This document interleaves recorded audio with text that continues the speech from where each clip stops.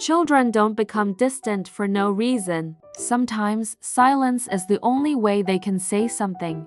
Cairo sat on his bedroom floor, knees pulled close, staring at the light outside his door. He wasn't crying. He wasn't angry. He was thinking. He wondered if his voice still mattered, or if today wasn't the right day to speak. Mom walked past the door, busy, tired, unaware of the little boy, hoping she'd look his way. Cairo stood up slowly, gathering the tiny courage he had left. He took small steps toward the hallway, each one careful, quiet.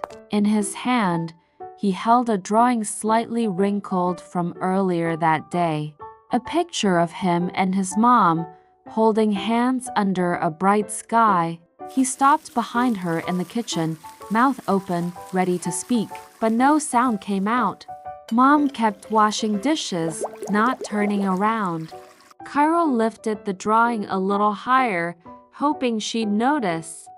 Without looking back, she said, "Talk to me later, honey. Mommy's busy." Cairo lowered the drawing. His eyes dropped with it. He stepped back, one small step at a time.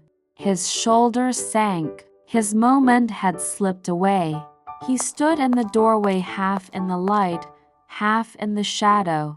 He gave one last hopeful glance, but she didn't turn. Mom wiped her forehead, exhausted. She still didn't see him.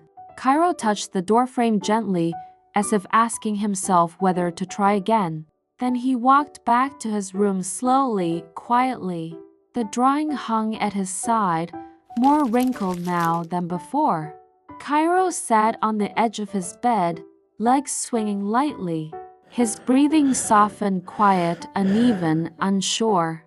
He scribbled circles with a crayon, not really drawing anything. The floor was covered with other crumpled drawings he didn't show anyone. He lay on his back and stared at the ceiling, lost in his thoughts. His fingers clutched the blanket, trying to hold onto something steady. A small tremble touched his lips, his emotions trying to escape. He heard Mom's footsteps in the hallway and lifted his head. Her shadow passed by his door again. He sat up, hoping this time might be different. His eyes blinked slowly, gathering courage. He smoothed the drawing gently, trying to make it look perfect. He stepped out again, holding the drawing tightly. Mom sat on the couch now, her face weighed down by stress. Cairo approached from behind, small steps, unsure. He gripped the drawing harder, his hand trembling. Mom stared at the floor, lost in her thoughts. Cairo stopped again, afraid to bother her. He bit his lip gently, trying not to cry. Mom sighed deeply, rubbing her temples.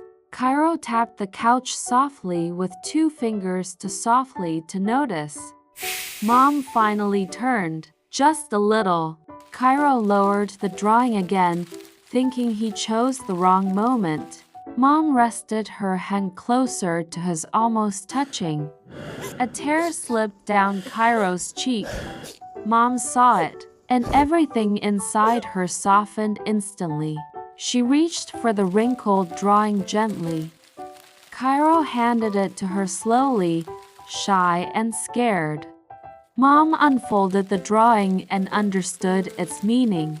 Cairo watched her reaction, eyes full of fear and hope. Mom cupped his cheek with her warm hand. Cairo leaned into the touch, finally letting himself feel seen. She pulled him into a gentle hug. She pulled him into a gentle hug. She pressed the drawing against her chest while holding him close. Cairo closed his eyes, relief washing over him. She whispered, "I'm here now, sweetheart. I'm listening." And in that moment, silence finally felt safe again.